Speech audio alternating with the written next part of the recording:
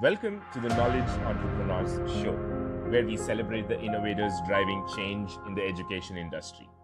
At Edison OS, we've worked with over 500 knowledge entrepreneurs to turn their EdTech ideas into profitable businesses. Hi, Manish. Good afternoon. Welcome to the Knowledge Entrepreneurs Show. Thank you so much for taking your time out for this. Hi everyone. Pleasure to be here. It's our pleasure to Manish. Manish, I was just going through your LinkedIn profile, uh, you know, a couple of hours before this podcast, and I see that, you've got a very rich experience in the edtech space, and you've been involved in a lot of things. It's not going to be fair for me to ask you to talk about everything, but if you can, summarize your journey Sure. from where you started and how you got to a point where you're heading a company, you're advising so many companies and stuff like that. That'll Sure. be a great start. Sure. So let me begin from the beginning of my career, which is so I started my career with NIIT way back in '95. At that point of time, multimedia was just happening in the world, and NIT happened to open a division called MMT, Multimedia Technologies, and we were the first ones who got there. We experimented with a lot of stuff. In fact, we created probably India's obviously, and I think even from a world perspective, real edutainment titles where you can, for example, learn set theory through a detective chase sequence. So story and content and everything was enmeshed, in a very, very true gamified way. So we're talking about gamification today, but I think we achieved that in way back in '97. But the format was CD ROM, so there were challenges related to piracy, etc., etc., a lot of those things. Right. But we did a lot of titles. It was done like movie, long titles, etc. Very enriching experience, and that got me excited towards tech per se. So I think I would credit NIT with that. My interest in this subject and my entire career in the EdTech space. I think they still do a lot of good work, but those days I think they did pretty well. And then from NIT, then I started my own organization with gentleman Vivek Agarwal, who created India first eGurukul.com. At that point, it was very well funded organization. He sold it to NIT, and then we started this organization called Liquid Together, 2002. In fact, very bad time as far as business environment is concerned, because .com bust had just happened. There are no Right. investors. People are very wary of startups. But at that point of time, it was not called startup. It was called but still, so I became an entrepreneur, and from a timing perspective, it was bad timing also because I just got married, 5 6 months ago. But still, Right. people say the entrepreneurship opportunity doesn't come quite often. But if it Right. comes, and if you have even smaller interest or little bit of interest, you should go and lap it up, and that's what I did. And though it was a journey, to begin with a slow start, but because there's no investor money available, but we slowly and gradually got into very interesting products. We created India's first, I would say, truly English language product. Our first product was with BBC, and then we created bilingual version of those product. Uh, and suddenly the vocational segment started picking up.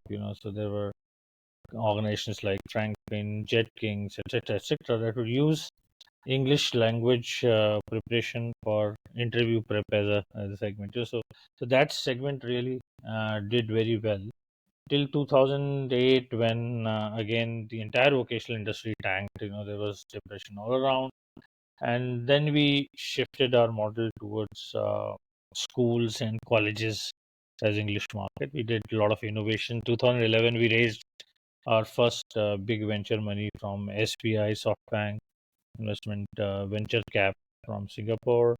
It was a good amount, and that's when people started noticing us more. And then we again raised money from Grey Matters Capital somewhere around 2014, 15.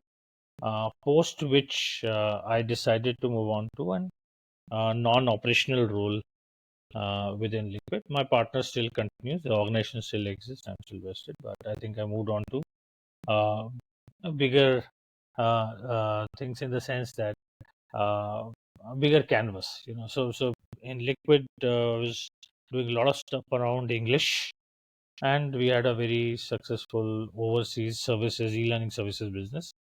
Those two businesses were there, but I wanted to do more. 2015-16 was an interesting time because startups have just started in India. Government came up with startup policy, a lot of action happening, and therefore I thought I would also want to get into this segment, and I got an opportunity from MIT Pune's startup accelerator called EduGuild. So they set up a EdTech accelerator way back then, and I became advisor to them. Where started my first brush with a startup advisory in true sense. I was an entrepreneur, but at the first time I was looking at startups in the startups way. A lot of startups, young fellows coming, and that's when I started understanding the startup space more. And then because I was in this space, then the other interesting accelerator was Ashoka University came up with a smart city accelerator, where we're looking at toilet sanitation, health tech type of startup, which was very much different from my background of edtech, but very much related to entrepreneurship. I also became entrepreneur residence in their accelerator in Ashoka University, and therefore got a lot of exposure on the startup side of things, from edtech to health tech to sanitation, etc., etc. Uh, However, because I was from edtech background, obviously I wanted to do more stuff on edtech. So I also became advisor to Central Square Foundation. This is a foundation that does very good, interesting work, completely not for profit, for K-12 education in India. Now, very much focused on literacy and numeracy as area. So, Bill Gates Foundation is there, other grantee, Ashish Dhawan is the primary a person who drives it to put in his media capital. So I think there was another one on the edtech side which I started advising, and then Jambori is another organization where I got became advisor to. Off and on, I'm still an advisor to National Skill Development Corporation, which is where we look at skilling side. So what I did was I started building a portfolio in edtech where right from K-12 to skilling to higher ed, wanted to get associated with interesting organization. Recently, I started advising Arvind Mafatlal Group, the same uniform group who've gone into EdTech. They're looking at EdTech from a very interesting lens of setting up a distribution chain because they have exposure in schools. Almost 80% of organized uniform school businesses, Mafatlal, so they're now looking at how can they bring in interesting EdTech products into the schools, but focusing more on distribution, not doing their own product. So those K-12 higher ed skilling and startups and entrepreneurship that became my area of interest. Also, with my friend, started another venture after Liquid called Aug Traveler, augmented reality-based travel experiences, where I'm partner. My friend Pankaj Manchanda, who's CEO, drives it, which is very interesting cultural heritage tech app. So you go to monuments in India, you can experience them in augmented reality. You can do augmented reality walks, and you can buy stuff from Community Heart. So that's another startup which I founded with my friend Pankaj Manchanda. So that's another area where I'm interested. I also advise an interesting startup on debating side of things called Ogly, which is into India. They have set up India Debating League. So, the students come from various states in India, debate, and there's a competition run in IIT Bombay, IIT Delhi, etc., etc. And then some of the students also go and participate in Harvard debates, etc. Right. That's another initiative I'm kind of attached with as an advisor. So I think that's my spread in terms of things that I do, and keep looking at interesting opportunity. Another accelerator where I'm now deeply engaged with is UIncept accelerator, which is based in Gurgaon, where we were earlier doing a lot of EdTech. Now, this year onwards, we have also started focusing on non-EdTech segment because they're getting lesser number of EdTech startups because of EdTech winter in some sense. But I think that's what I do. And now, any other area that you want me to probe further, delve deeper into it, glad to. Sure, sure, definitely. Thank you so much for walking through, uh, like summarizing all the things that you're doing now. Manish, but I'd like to go back to, 2002 when you started Liquid, that period. And then, it took almost a decade for you to raise That's funds, right. right? So there was That's a right. period of a decade where you kind of survived bootstrap. Was it a conscious decision or you couldn't raise funding? Can you No, explain, walk us yeah, through no. that So part of your journey? So to be fair, my other partner Vivek Agrawal came from a background where he raised serious money during .com time, Right, and so that was there. We had some initial capital because he was coming from sale to NIT, all of those things. So there was a startup capital which was provided by him, but largely it was revenue driven. So the reason we set up two businesses, one entirely focused on services business. The services business is where we would pick content from HPs, Motorola's of the world, and turn around and give them e-learning output and make money. So that was our, I would say, cash uh, flow or cash cow in that sense. The money that we were raising from services business, we poured into our product business, which was English language product. Okay, right, which is where we invested money. The decision was not conscious. We also raised a very small seed capital, I think in 2005 or 2006, from Bedrock Ventures. So there was a initial money raised, uh, but largely driven by operations money from services business in the initial days, and then the product business also scaled after a couple of years. So we could manage to survive because of operations money and a bit of seed capital at multiple stages. So that was a good balance. However, it was not like today's investment environment, where right. after a year or two of operation you would raise serious money. But I think times were different, and I think in some sense it was better that we were raising money from a services business, putting in product.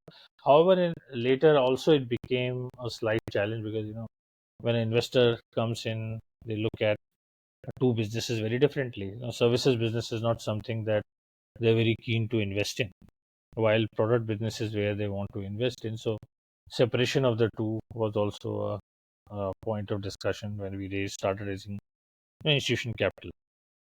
But largely we survived. Obviously, all usual challenges of running a business in the initial years. With people turning away from your office door because it is in basement, to people not joining from established company. All of that we faced. However, the moment we start attracting couple of good guys, like as mentioned about our business at Pankaj, etc. The moment we started getting people from better companies, then suddenly they brought in more people, and getting people were not a challenge. But I think in initial days, getting people was also a big challenge. Given the once we took a new office building, I think things changed substantially. So all of that. Got it, Manish. Manish, for people who are starting off in the tech space, one of the challenges that they face is business development, right? There could be funding, there could be everything sorted, but then getting new business is a challenge. So for you, and you also mentioned about getting new people, like as in building a team was a challenge for you. So what was a bigger challenge for you? Getting the business or people to kind of sustain the business that you get. I What think was the both really. So that's why I think it's in the early stage of business. you're solving a lot of chicken and egg problems. Right. Yeah, so if you don't get good people, you will not get good business. If you don't get good Right. business, you will not get good people. So, getting, in my view, getting one or two very good guys in the initial stages is extremely crucial. And Right. we saw that, the moment we have people joining up from established organizations like, GE Capital at those point of time, Right. Genpact, etc., uh, uh, people, then they brought in their team also, right? So if you get Right. attract a Right. right kind of person, and then ability to deliver and get business becomes so much easier. But it is always, you have to get haggle and get business, some cash flow first, so that you can attract people. You can get to a good office. you know s- People look at office environment and etc. And in today's time, I can't even imagine, it's very difficult to attract Yeah. people to areas if it is not posh. They expect some minimum hygiene level of environment. But things have changed substantially. But back then, I think it was okay, Right. and we were solving these two problems as we go. Got it, Manish. And today, the last decade, if you see, attracting business or meeting new people is not a big issue. There's social media, there True, is internet and stuff like true, that, email true, true. marketing. Back in the day, to get your first couple of businesses, would you attribute that to purely networking and contacts? Yeah, so I think it was also because and again it is part investment part. So we got our first business from US, from the Right. US, the services business. So part of it was, we have a part timer based in the US who got us. The lead was a demo. You need to do a demo for a big multinational. If the demo is found good, then they will give you an RFP, and then so getting to that stage, and then your ability to create a good demo and then convert was very crucial, and that's what we did.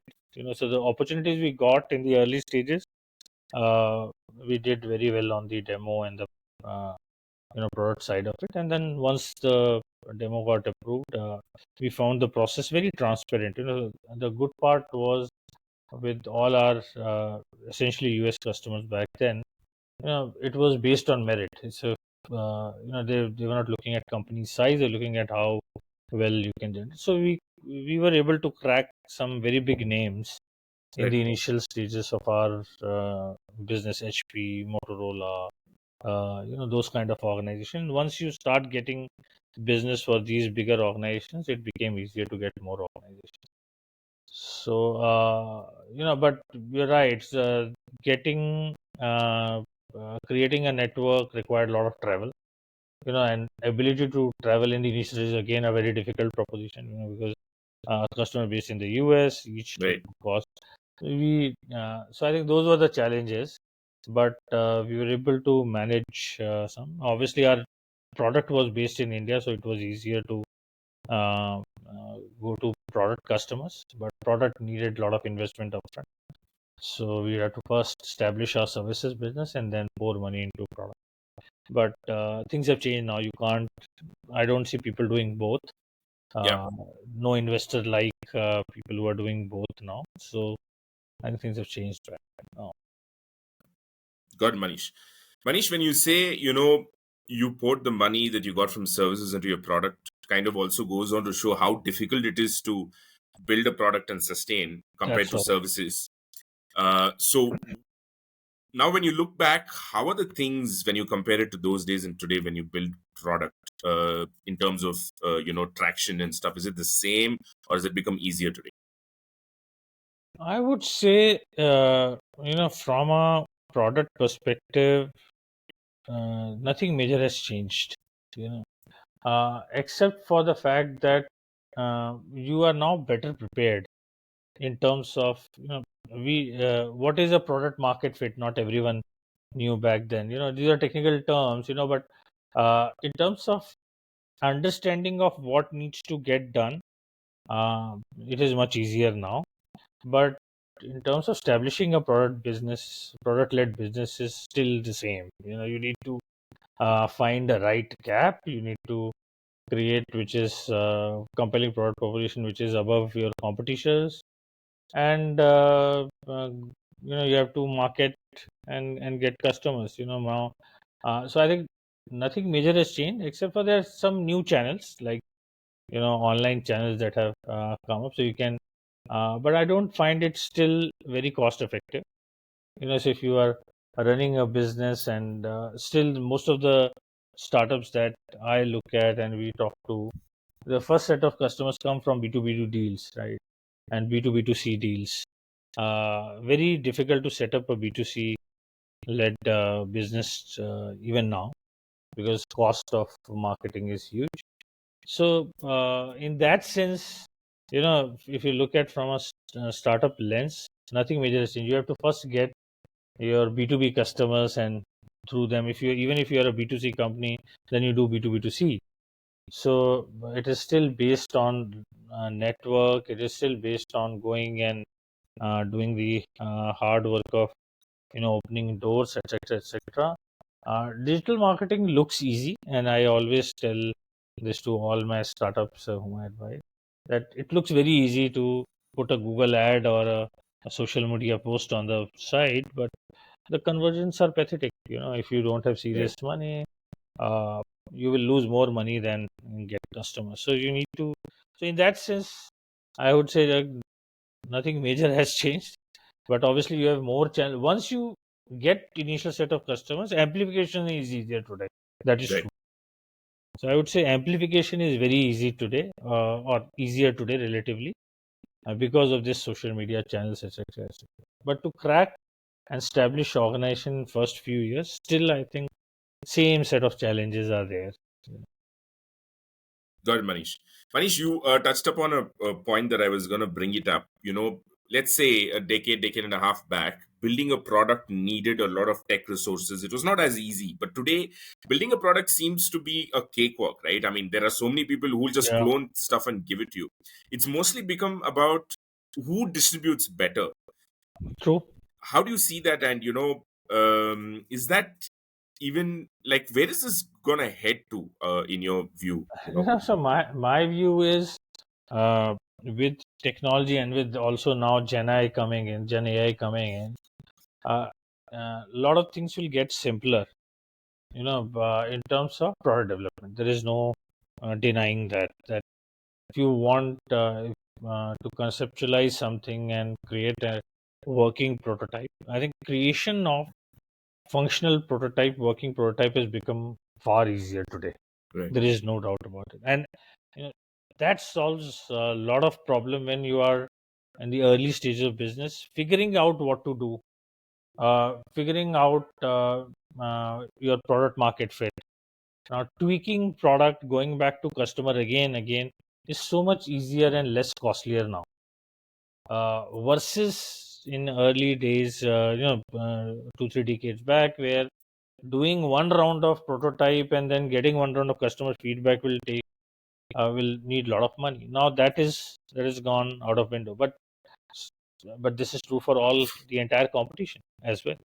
So the benchmark, in terms of the gates have increased, the boundary have increased. Now everyone has those tools.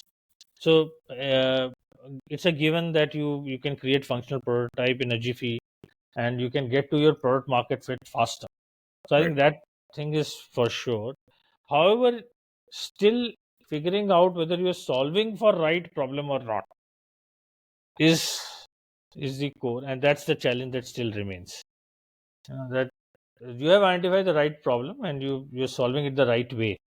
That still is a huge challenge, and that is where the entire game lies. And then outreach, distribution, go to market obviously is the biggest issue all startup face, because product everyone can make because of now tools availability, but go to market is a huge challenge, and therefore uh, largely what I've seen is it is whatever unfair advantages you can have on the go to market side in the early stages of business, you should go and lap it up. So a lot of people who come that my father is in this, I have access, but I don't want to do it.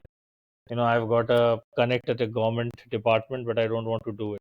Right. I always say that in the initial stages, go and grab your unfair advantage, because it's very difficult to otherwise compete. And any good B2B company, any good B2B channel that you have access to in whichever way, through whichever connect, whoever you want to is in your close network, try and explore and get to that channel as soon as possible, and have lots of partnership.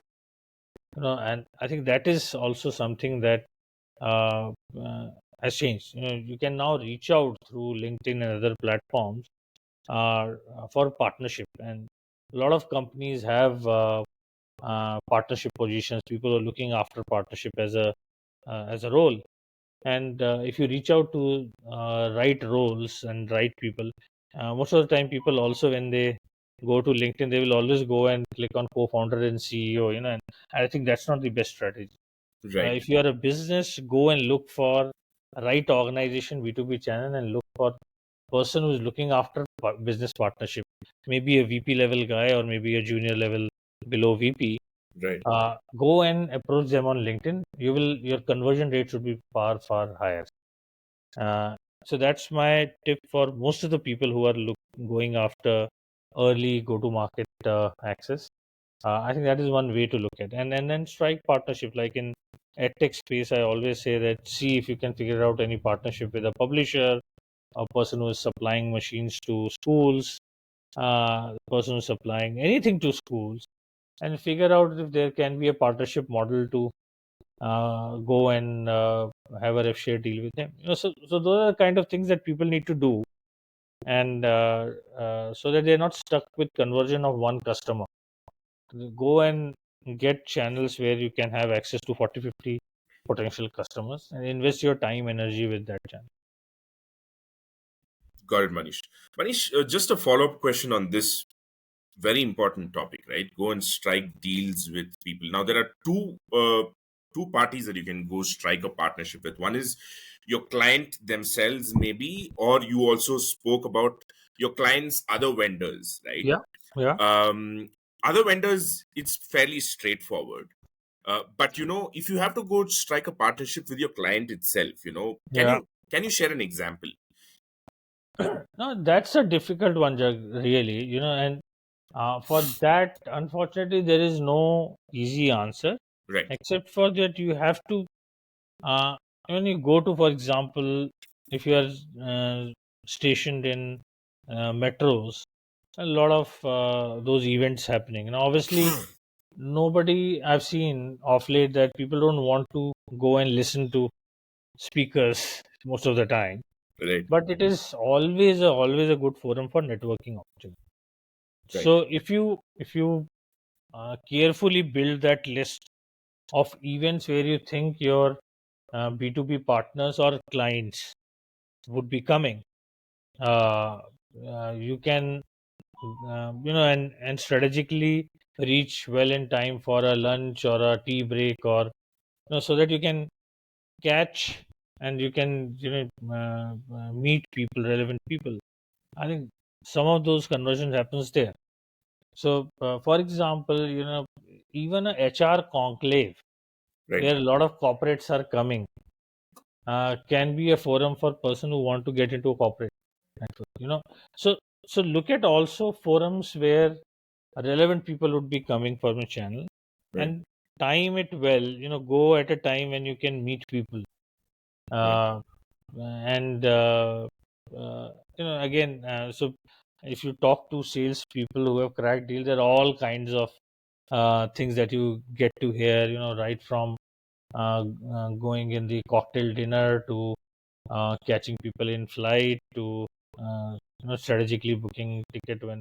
But I think those are extreme things. right, If you manage your event list properly, then you can go to your B2B clients directly. But I still think that for a early stage startup, it is clients, vendors, that can be very interesting way to crack the clients. And uh, I've seen many people doing that successfully, because at least you get foot in the door. Otherwise, Got it. getting foot in the door, it becomes a problem. Got it, Manish. You're still placing a huge importance on face-to-face networking. It's Yeah, not yeah, gone away absolutely. anywhere. Online is a very difficult one. So beyond the point, I've not seen now. Obviously during COVID there is no option, but now, especially we are doing your first set of deals. So Right. you trying to convert a customer. Online conversion is very difficult. Right. It's good for uh, follow-up calls. That's what I think. If you've met one or two times, then third call you can do online. Right. Right. But otherwise, it's very difficult to convert. You can still say hi and get some time, but to convert from there becomes a challenge. And I would still say that offline is an important thing when it comes to business development. Got Manish. Manish, you spoke about product market fit and then edtech startups having to solve for the right problems.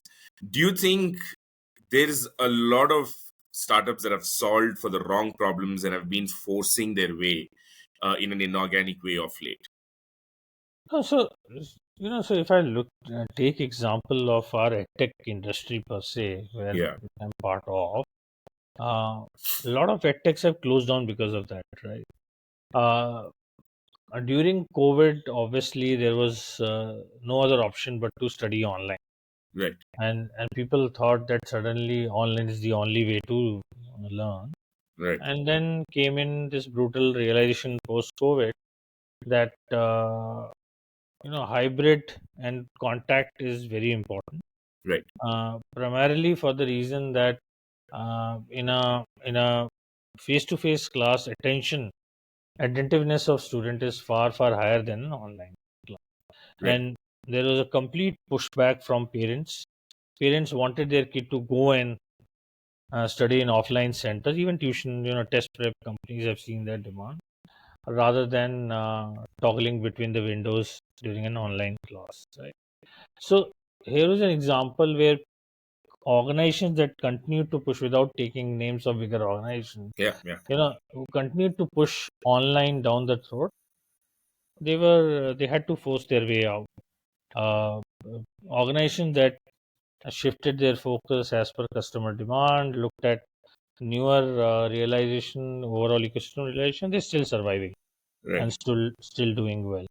So my view is product market fit, uh, uh, and product market fit means obviously product subsumes consumer inclination, etc., everything into it.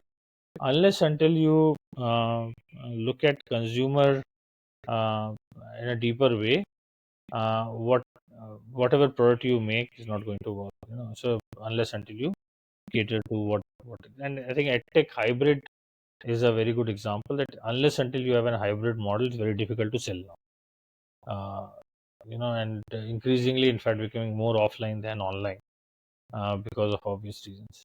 However, for certain segment, for example, if you still continue with the edtech industry, in the lifelong learning and model, where you see everything be done online, because people are working and they don't want to go and attend a class.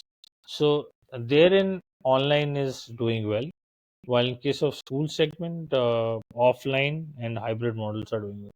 So I think product market fit varies depending on customers, time availability, motivation, attentiveness. There are a lot of those factors that come into being, which decides which product is fit for the Got Manish.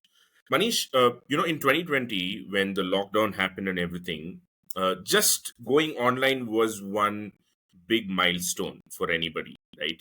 At that point, okay, just having your online infrastructure, transmitting your classes and stuff like that was a thing. Now that we've come to an understanding that, okay, hybrid is the way to go, and people it's kind of become normalized now. Look, partly come to the classroom, partly online is a norm market. everywhere. It's not new. Yeah, Now, yeah, given that this is established, what are the certain nuances that are still a problem from your experience, like it's beyond basic things. But now that we are a couple of years into it, what are the actual problems that are So, aimed at being solved? so still, I think EdTech is still struggling with, and I would say personalization. Right. Personalization is still a holy grail. However, with a lot of Gen AI based chatbots coming into being, but to create a very good personalized learning path which caters to each student's needs, so uh, to the extent that even they're mentally, how stable they are they under stress, what are the time that during the day when they are effective learners, whether time they are not, Hmm. uh, what kind of content, what are their problems areas, what are their strength areas, how do they toggle between their school time if it's a test prep industry versus test prep time, uh, all of it. You know, I have not seen even, there are obviously a lot of companies that I am advising, a lot of companies that I know that are trying to solve for this personalization problem. But can we say that we have solved this completely? No, not at all. Right. Miles to go before. It's like I will go back to the Gurukul days.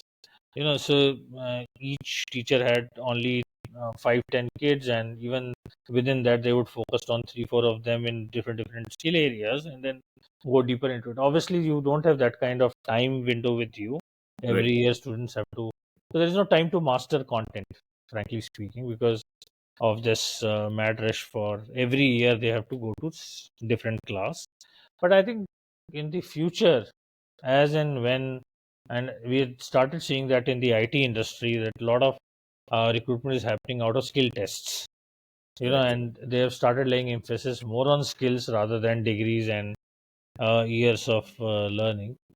I think I see that trend growing significantly going forward, and which will drive mastery in a particular area significantly, which in turn will make solution more personalized, and that is when the problem is going to get solved. Till then, till we are in this same education system where every year you have to pass a class, you can never achieve mastery, and therefore personalization has a limited role, because even if you say that you are weak in this area, you can't put that student with 100 questions in that area, so study other areas. So there is a fundamental problem when you say personalization, because it's time bound, Right. and the moment you make it time bound, 100% mastery never happens. Right.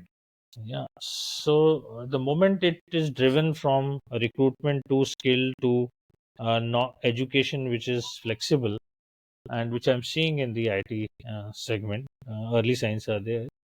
I think this problem will get solved. Got it, Manish. Manish, just a follow up on this, right? When, let's say, we get to a state where the what students learn are driven by what the recruiters are looking for. That's right. What is the minimum age the recruiters will look for? Like, Yeah. say, for So, example. so Jag, I will hazard a guess, but there are a lot of debates around this. That what is so, for example, till primary school, schools are very very important, Right. because you the social skills are getting built, Yeah. etc etc. To some extent secondary school 6 to 8, where maybe you start debating, you start participating competitively in sports, etc etc. But after standard 8, I don't think it is required, because after standard Hmm. 8 anyways, if you look at current education system, with now CUET coming in, suddenly boards have become irrelevant in India. Now Hmm. the moment, so the boards are totally irrelevant. Whether you score 80%, 70% doesn't matter. Right. And after standard 9, parents are spending huge money on tuition anyways. Right. And I'm now seeing a trend towards a lot of parents saying that I will do open education, Yeah. through NIOS and etc. etc. We'll just get a degree. Let the kids study and prepare for IIT, NEET, or CUET. and I don't want to torn the kid between the two. Actually, the kids are getting torn between the two. So uh, if you look at a 12th standard kid today, extremely stressed kid, 11th and 12th standard kid, Right. because how that they have to score in the board exams as well as, and the syllabus are different. It's not very common. Obviously, CUT is better aligned, but if you look at any NEET and JEE, the syllabus are quite different in various ways. So after ninth standard, if I have to hazard a guess, I will say after ninth standard, actually, it is not required. You do education till eighth, and then put students through skilling tracks, and then give them 3 years from 9 to 12th of complete mastery driven personalized skilling in the areas they want to do. Right. The chances of getting far more skilled people than, and obviously this is, we're talking about slightly 5-10 years down the line kind of Yeah. Yeah. situation, Yeah. or maybe an utopian situation may or may not happen because of government has to show results, etc. There's a lot of angles to it.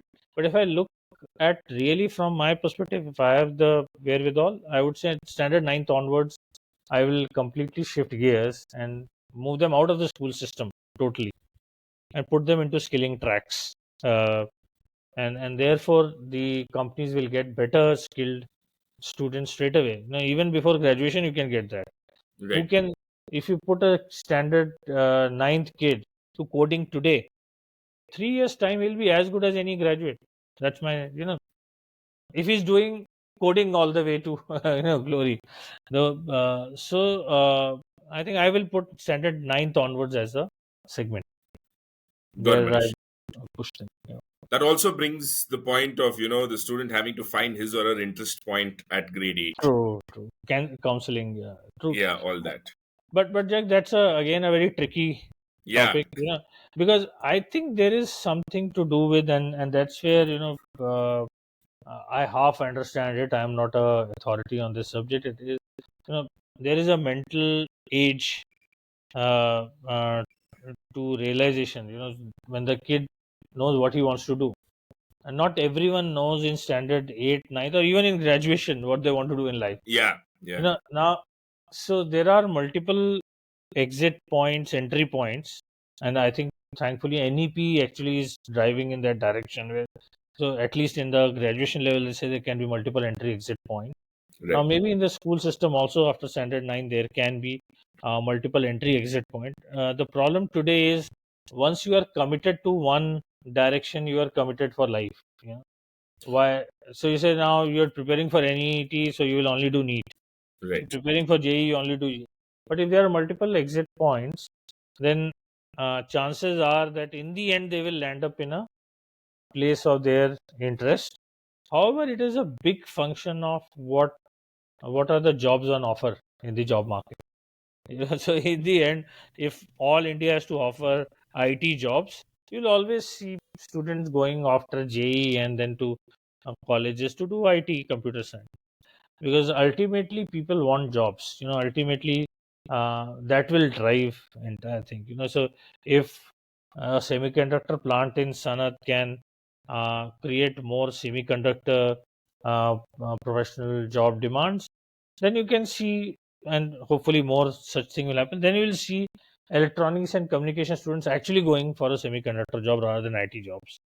Right now electronics and communication engineering is as good as IT, Yeah. and because the jobs are not there in semiconductor industry. So I think it is function of when people say Three Idiots, after seeing Three Idiots movie, that I will do this to my kid, that to my kid. Unfortunately, it all boils down to the job market, and therefore as a parent you have to decide that no, go for computer science course, because that's where you'll get some job at least. Right.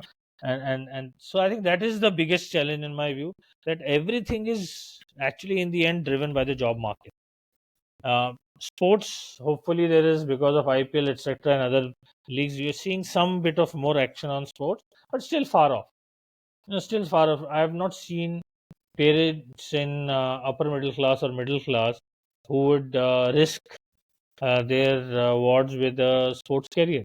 It's only the rich class or the poor class that go for sports because there's nothing to lose. The rich class has money, even they can fall back upon, and the poor class nothing to lose. And therefore, you will find most of the sports person are either extremes. Yeah, yeah. And the middle class and upper middle class will always shy away. They will always go for an option where there is jobs. So till those things are resolved, unfortunately, Three Idiots will not happen. Will not happen. Yeah. It is interesting you spoke about sports because one of our first few episodes guest was Indrajit Balotia, who Hmm. runs an academy called as Champ for Life. So Hmm. Hmm. he takes sports people Yeah. and he's created a curriculum from NIOS, and sports people can focus 8 hours on sport and then Yeah. just an hour every day to just have a backup degree. Yeah. So Yeah. But the challenge is how many sports person will go on and earn a decent living right, throughout their life. right, You know, and barring the A graders or super A graders, you can create a list of all national champions. Where are they? How well are they surviving? And that's where the problem is. right, So otherwise, sports is an interesting phenomenon. Every parent, believe me, wants to experiment. right, But comes standard ninth, they have to decide whether they will spend all their money taking their kids to various events and sports, or they want to push them towards JEE NEET exam. And invariably, they push towards JEE NEET. I'm talking about upper middle class parent group, because they don't see returns in the sports business at all. So ultimately, I think it is about recruitment, and everything gets boiled down to all the career options gets driven from there. And unfortunately, India as a country has a bouquet of offering, and every country has, by the way, in the world. It's not that everyone. So, and most of the jobs will happen in that bouquet, and therefore you will see people going towards that and kind of a profession. got it, Manish. Manish, another topic that I want to touch upon is urban versus the non-urban crowd when it comes to edtech. Right now, the non-urban crowd, if they are in a good position, it's out of their own interest, and they have taken the efforts. Do you think startups are just urban, and are they not focused on non-urban regions? No, Do you so think? that will be wrong to say, Jack, because there are a lot of examples. I am on a advisory judge panel of Unlimited Social Incubator, where we see a lot of for-profit social enterprise and not-for-profit education organizations Right, who are doing very interesting work across districts, India, tier 2, 3, and rural areas in India. But the challenge with the model is again profitability of the model. So most of them are grant funded still. right, Though there are some islands of excellence in terms of people have made you know some income to sustain, but it is not lucrative enough in terms of uh, if you are an entrepreneur, you'd want to rather you need to see some success. So unless until, right, and if you're for profit entrepreneur, there are still a lot of not for profit entrepreneurs who are committed. They're doing good work, but it's largely grant driven. right, So they every year they have to raise grant, and then they create impact, and those are the kind of people who are working in tier 2 3. Tier 2 3 towns in India is now a big thing for all tech. So I would say it's beyond tier 2 3 that I'm talking about. But otherwise, apart from tier 1, tier 2 to tier 3, there's huge demand. People are consuming hybrid tech products everywhere. right. But it's the rural areas and really backward areas where it's very difficult to take a for-profit company, because there's ability to pay is very Pay. less, Yeah, right, right, and therefore the model never sustains. Uh, uh, but I think with a lot of connectivity problems again getting resolved in coming 1 or 2 years time, I think we'll see a big boost in edtech even in those areas. But still, I would say profitability wise is a big challenge, and it will continue to be. got it, Manish. And talking about places beyond tier three, language medium of communication is one important thing. Do you see scope for vernacular Yeah, based yeah, edtech? absolutely, absolutely. No, so I think you're already seeing that the physics wala became physics wala because of a English approach. Right, And if you even if so, if you look at all successful YouTube channels today, they are all vernacular English channels. very few pure English channels. So that's already come into being from Right. a vernacular perspective. And now with generative AI, I think that's the biggest benefit I'm seeing, that to convert to multiple languages becoming easy. Obviously, not all Indian languages are well covered, but at least Hindi, I see entire Hindi belt and couple of I think Tamil or Telugu, two three other languages that are very well done, and you will see a very high level of accuracy. So I think this vernacular problem is anyways going to solve through technology, in my view, and in 1 or 2 years time. And vernacular is the way everyone knows, and vernacular also sells. And when in doubt, look at YouTube. So I think you will you will have all the answers, and therefore people realize that. And most of the, if you look at all hybrid companies, in fact, all EdTech companies are now hybrid. Their live delivery happens in half the time in English or in vernacular English. Right. Right. So the trainers are using mother tongue plus English type of an approach, while content continues to be English, but the delivery is moving towards vernacular increasingly. So I think there is no doubt that future is vernacular. If you look at G20 event recently concluded, all world leaders were listening in their own languages, so and conversing in real time translation. Obviously, those were costly equipment, but I think increasingly world is moving towards that uh, you know. Uh, technology will solve for vernacular. So there is no need to create a vernacular led startup, in my view. But it will be a technology integration that everyone will have to do, like AI. AI and vernacular, obviously, they Right. go hand in Right. hand, and that will become hygiene more than anything else. Got it, Manish. One final topic, because you're advising and stuff like that to the people, who are starting off as entrepreneurs, driven by passion that they have for their very niche ideas, right? Some of the things take off, some of them don't. So, before being consumed by passion and enthusiasm to start Hmm. off something, what are some of the things that you'd advise them to kind of take a step back and look for, and then probably, make that validation? Sure. Sure. So I think first and foremost, you should look at your personal journey. Okay. Look at your immediate family. And it's very important, especially for Indian background person, because ultimately, and I think it's true for the entire world. I think we overdo India at times. Everyone is a family person. So when you look at your immediate personal journey, if you are fresh out of college, if your family doesn't need your money, your parents are well off, you have 7 8 years of window in life to experiment.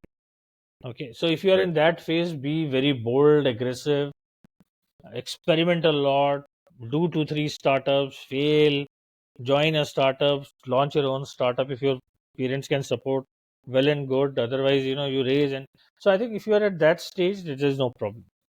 If you are a entrepreneur who has very good idea, but your immediate family condition is not so good, you need to provide for family, then you are stuck somehow. Then you need to think about how big a risk you want to take. You don't want to put entire family at risk. If your parents are dependent on you, they're looking for a job, etc., etc., then I don't advise them to jump straight away. I say that take a breather, spend some 5 10 years earning money, establishing your family, and nurture your idea for 5 10 years. Right. And then once you think you are ready, you jump and go into it. Then there are people who experiment at the age of 40, 50, you know, Yeah. and midlife crisis guys, and now forced entrepreneurs, people who have lost their job. And I always say that it's a good thing if you lost your job and you want to be an entrepreneur, fine. Why don't you try it till you get your next job? Right. So that's another big segment emerging where midlife, either you have lost a job or you're interested in creating a startup. Now Right. that becomes a tricky one because you have many people have kids. Right. Uh, uh, Maintaining kids is very difficult today's time. Right from education till graduation, you need money. Right. There are lifestyle issues, etc., etc. If you have all that sorted, then there is no problem. If you have a wife who is working, then I've seen many successful guys. One of the spouses are working, and the other one continues. Right. So if you have that kind of situation, then it is easier to experiment. If your spouse, if both are earning well, then one can experiment. But again, if there is one spouse who is earning and there is family to support, I would say that it's a difficult jump, because you don't want to again leave everyone behind and do. In that case, at best, what you can do, and my advice to all those people are, join, contribute to an existing startup and take advisor equity. Don't do your own startup, because Right. if you want to do your own startup, you have to give 100% of your time. And if you are 40-50 years, you still want to do a startup, but you are single, spouse earning, 2 kid family, then go and contribute your weekends and late nights to some startup which you like. Take between 1 to 3% advisory equity spread over 5 years, vesting kind of stuff. See what value you can add to them, and be part of the startup journey till the point you earn significantly. You can always do a startup after 60. Yeah. So I also say that the KFC guy became successful entrepreneur at the age of 74. Yeah. So why, that's another segment. So the moment your responsibilities are done, your kids are settled, uh, go and do your startup. Right. So that would be my advice. So I think this is how I look at this segment. And you know do a startup, but don't get your family impacted. Great stuff, Manish. Just one question. I'm so sorry. I just got this in my thought a little late because we spoke about a vernacular, and then your company is solving for English. You Yeah, one of yeah, the thing we is have English. actually a bilingual 9 languages bilingual orientation product in Vernacular, and we did that way back in 2005. so, Right. so at that point of time, we created a vernacular product which was liked by the industry a lot. In fact, that Right. was our selling proposition, that we had vernacular product way back in 2006. Got it, Manish. Just one thing: is this vernacular going to discourage people from learning English? Is there a connection? I think, and I'm actually very happy about this vernacular trend, Okay. which is, if you know English, it is good. Right. But I'm seeing a world in 10 years where language will not matter. Yeah. Wow. Okay. And in runtime, you, you can hear, listen, converse in whatever language you want to. So if, and world is moving towards that. So I think ultimately it will be mother tongue is all that you Right. will need. Ultimately, it's only mother tongue that you need, and then Mm. through mother tongue you can access English journals. You can access any. Now the challenge right now is most of the content is in English. Right. So the internet is all about English. English. Yeah. The moment everything is available in all languages, I think the battle will go down drastically, and there will be no need to learn English. And again, I'm talking about 10, 15, 20 years time. Now things happen early than later today's time, but I think ultimately technology is going to solve for it and solving for it, and vernacular is will become the thing. So you only need to learn one language in life, and in fact, the most scientific language is Sanskrit. All I researched and heard about. So Right. maybe Sanskrit is the language that if you learn, then you can pretty much get to know every other language. Wow. Great stuff. Thank you so much. That was a very interesting closing thought. Great. Manish, thank you so much for your time. It was amazing conversing with you, and thank you for sharing so much about the tech Pleasure, space. pleasure. Always a pleasure. Thanks for inviting, Jack. Nice meeting. My pleasure, See Manish. you.